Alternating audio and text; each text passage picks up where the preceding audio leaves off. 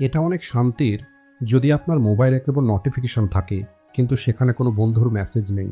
আপনি উইকেন্ডের প্ল্যান তৈরি করেছেন কিন্তু আপনার কাউকে ফোন করতে ইচ্ছে করছে না। মানুষ আপনাকে দেখে বলে আপনি হলেন অনেক একা। আর এটা শোনার পরে আপনি ভাবেন হয়তো কোনো সমস্যা আছে, হয়তো আমার মধ্যেই কোনো না কোনো কমতি আছে। কিন্তু কি হবে যদি আমি আপনাকে বলি আপনি একা নয়, আপনার মধ্যে কোনো সমস্যা নেই, বরং আপনি হলেন অনেক স্পেশাল একটি মানুষ। দেখুন, এই পৃথিবীর মানুষ আপনাকে বলবে আপনার মূল্যটা এই কথার উপরে নির্ভর করবে যে আপনার ফ্রেন্ড লিস্টটা কতটা বড়, কতগুলো মানুষ আপনার জন্মদিনে আপনাকে উইশ করে, কতগুলো গ্রুপ চ্যাটের মধ্যে আপনি আছেন। কিন্তু আমি আপনাদেরকে একটি সত্যি কথা বলতে চাই। এটা হলো এমন একটি সত্যি যেটা আজ পর্যন্ত আপনাকে কেউ বলেনি। আর সেটা হলো, যদি আপনার কাছে কম বন্ধু থাকে অথবা যদি আপনার কাছে কোনো বন্ধু না থাকে, তাহলে হতে পারে আপনার ভিতরেও ওই 5টি রেয়ার কোয়ালিটি আছে যা এই পৃথিবীর কেবলমাত্র 3% মানুষের মধ্যে থাকে। আর আজকের এই ভিডিওতে আমি আপনাদের ওই 5টি কোয়ালিটি সম্পর্কে কথা বলবো, যা আপনাকে অন্যদের থেকে আলাদা তৈরি করে, স্পেশাল তৈরি করে, পাওয়ারফুল তৈরি করে।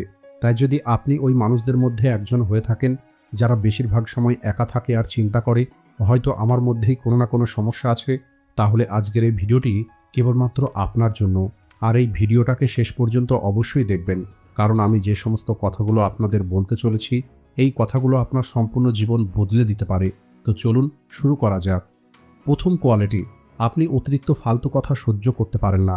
আপনার কি মনে আছে ওই লাস্ট সোশ্যাল গ্যাদারিংয়ের কথা, যেখানে সবাই হাসাহাসি করছিল, মিম শেয়ার করছিল, গল্প করছিল, আর আপনি কেবলমাত্র চুপচাপ দাঁড়িয়েছিলেন আর আপনি চিন্তা করছিলেন এখানে আমি কি করছি?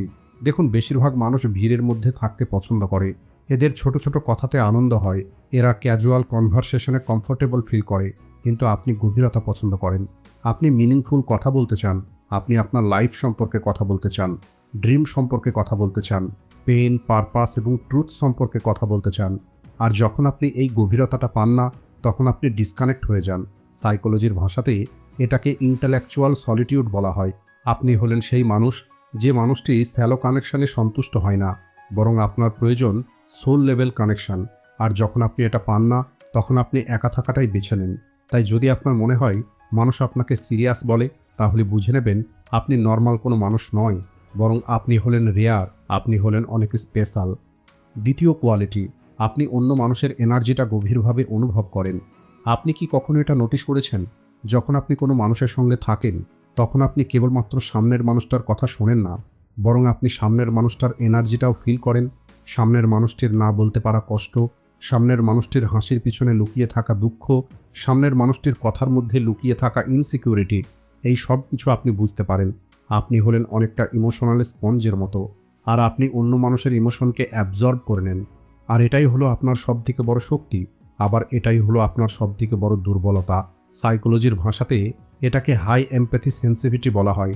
আর রিসার্চ আমাদেরকে বলে যে মানুষগুলোর মধ্যে এই কোয়ালিটি থাকে তারা বড় গ্রুপের মধ্যে থাকতে পছন্দ করে না, কারণ এরা প্রত্যেকের এনার্জিটা ক্যারি করে।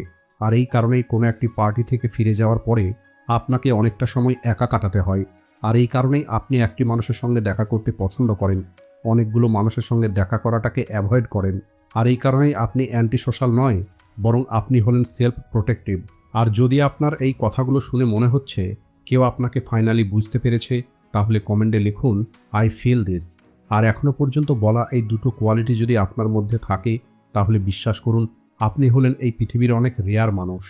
তৃতীয় কোয়ালিটি, আপনি আপনার স্ট্যান্ডার্ডের সঙ্গে কম্প্রোমাইজ করেন না। একটু মনোযোগ দিয়ে শুনুন। আপনার কাছে স্ট্যান্ডার্ড আছে, ভ্যালু আছে, প্রিন্সিপাল আছে, আর আপনি সেগুলোকে কখনোই ব্রেক করেন না। বেশিরভাগ মানুষ বন্ধু তৈরি করার জন্য অথবা নিজের স্বার্থের জন্য নিজেকে অ্যাডজাস্ট করে নেয়। এরা হাসে সেই সমস্ত জোকসে যে জোকসটা মোটেও ফানি ছিল না। এরা চুপ থাকে সেখানে যেখানে কথা বলার দরকার ছিল। এরা ওই সমস্ত মানুষদের সঙ্গে চলে যাদের তারা বিশ্বাস করে না। কিন্তু আপনি এমনটা করতে পারেন না। আপনি কখনোই ফেক হতে পারেন না। আপনি আপনার অথেন্টিসিটিকে কম্প্রোমাইজ করতে পারেন না। আর এই কারণেই মানুষ আপনাকে ডিফিকাল্ট বলে, টু মাচ বলে। কিন্তু সত্যিটা হলো আপনি ইন্ট্রিগেটেড। আপনি বাইরেও তেমন যেমনটা আপনি ভিতর থেকে। আর এই কোয়ালিটিটা এই পৃথিবীর অনেক কম মানুষের মধ্যে থাকে। ফিলোসফির ভাষাতে এটাকে এক্সিস্টিং ইন্টিগ্রিটি বলা হয়।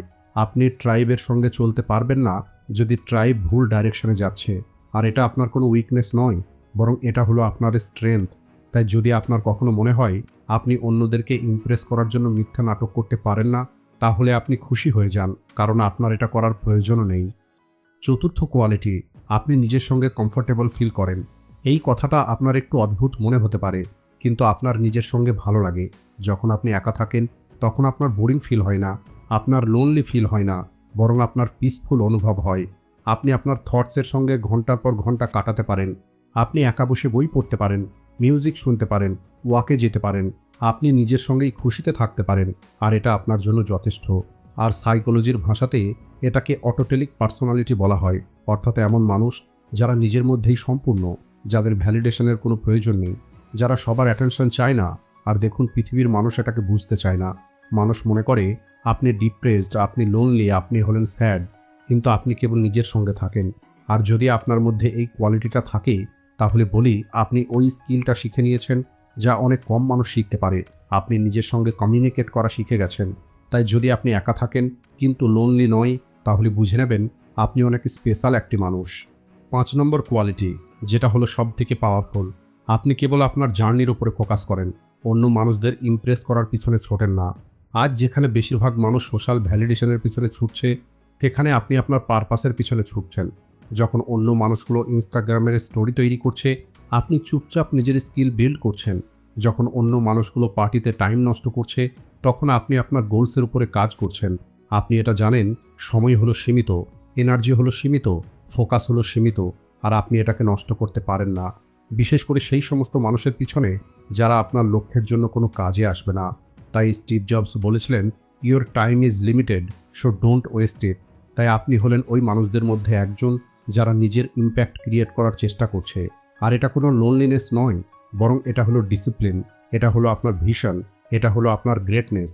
আর এখন আমি আপনাদেরকে জিজ্ঞেস করতে চাই, আপনার কম বন্ধু থাকাটা সত্যিই কি কোনো সমস্যা? তাহলে বলি, হ্যাঁ, এটা হলো একটি সংকেত, এটা হলো একটি প্রমাণ যে আপনি অন্যদের থেকে আলাদা।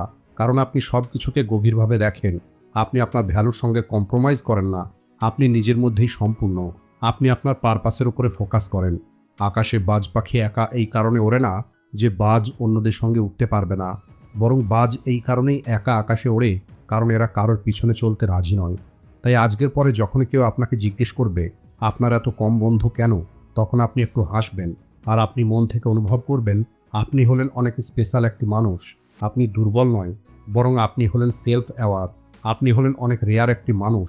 আর যদি আজকের এই ভিডিওটি দেখার পরে আপনার মনে হয়ে থাকে ফাইনালি কেউ আপনাকে বুঝতে পেরেছে যে সত্যিই আপনি একা নয়, তাহলে কমেন্টে লিখুন আই এম রেয়ার। এছাড়া ভিডিওটিকে লাইক ও শেয়ার করতে ভুলবেন না। Thanks for watching.